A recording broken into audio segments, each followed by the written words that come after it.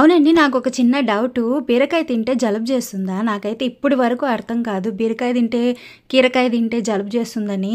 అది ఎందుకు అంటా ఉంటారో పెద్దవాళ్ళు. నాకైతే ఇప్పటికీ అర్థం కాదు. మీకెవరికన్నా తెలిసుంటే నాకు తప్పకుండా కామెంట్ చేయండి. ఓకేనా?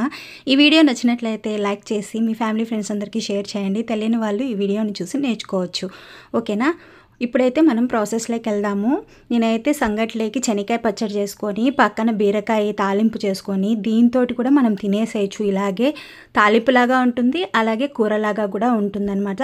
చాలా టేస్టీగా ఉంది. కమ్మగా ఎంత బావుందంటే తింటుంటే ఇంకా తినాలనిపించేటట్లు ఉందనమాట. నేనైతే లేత బీరకాయ తీసుకొని చెక్కు ఎక్కువ తీయలేదు. లైట్‌గా పైన కొద్దిగా తీసేసేసుకొని, వీటిల్ని నేను చూపించిన పీసెస్ లాగా హాఫ్‌కి కట్ చేసుకున్నాను. ఒక ముక్కను హాఫ్‌కి కట్ చేసేసుకొని ఒక బాండీలోకి వేసుకున్నాననమాట. నీళ్ళతోటి వాష్ చేసుకొని పక్కన పెట్టుకోవాలి. చాలా టేస్టీగా ఉందండి. మీరు ఖచ్చితంగా ట్రై చేయండి. ఎంత బావుందంటే నేనైతే చెప్పలేను, అంత బావుంది. అన్నంలోకి కూడా, రసమన్నంలోకి, పప్పన్నంలోకి చాలా బావుంటుంది. తర్వాత స్టవ్ మీద అయితే బాండీ పెట్టుకొని ఆయిల్ అయితే వేసుకొని ఆవాలు, ఒట్టిమిరపకాయలు, కరివేపాకు వేసి చిటపటలాడి కాస్త వేగిన తర్వాత బీరకాయ ముక్కలు కూడా వేసేసి అందులోకి కొంచెం ఉప్పు కూడా వేసేసేసుకొని వీటిని ఒకసారి కలబెట్టుకోవాలి. ఉప్పు, పసుపు వేసేసుకొని కలర్ కోసం మనము పసుపు వేసుకుంటాము. అలాగే యాంటీబయాటిక్గా కూడా పనిచేస్తుంది కాబట్టి కొంచెం పసుపు వేసేసుకొని ఒకసారి కలుపుకొని మూత పెట్టేసేసి వీటిని ఉడికించుకోవాలి. వీటిల్లో ఒక చుక్క వాటరే వేయాల్సిన అవసరమే లేదు.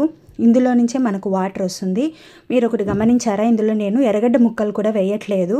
తర్వాత ఇందులోకి నేను మసాలాలు అయితే ప్రిపేర్ చేసుకుంటున్నాను. ఒక హాఫ్ బౌల్ వరకు శనగకాయ పప్పులు వేయించుకొని పొట్టు తీసేసిన శనగకాయ పప్పులు, ఒక 1/4 ఇంచు వరకు కొబ్బెర, రుచికి సరిపడా కారము, ఉప్పు వేసేసుకొని ఒక్కసారిగా మిక్సీ పట్టుకున్నాను.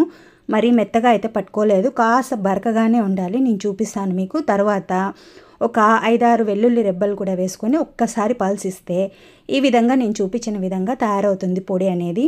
తర్వాత ఇప్పుడు చూడండి, వాటర్ అంతా పైకి తేలాయి చూస్తున్నారు కదా. బీరకాయల్లో ఆల్రెడీ వాటర్ అనేది ఎక్కువగా ఉంటుంది.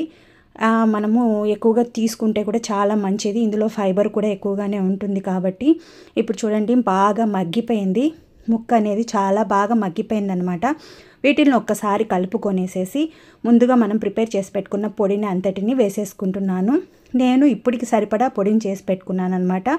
మనం ఎక్కువగా చేసి పెట్టుకుంటే ఎటువంటి పొడులకైనా, ఇది ఎటువంటి తాలింపులకైనా ఈ పొడిని మనం వాడుకోవచ్చు అనమాట. చాలా టేస్టీగా ఉంది.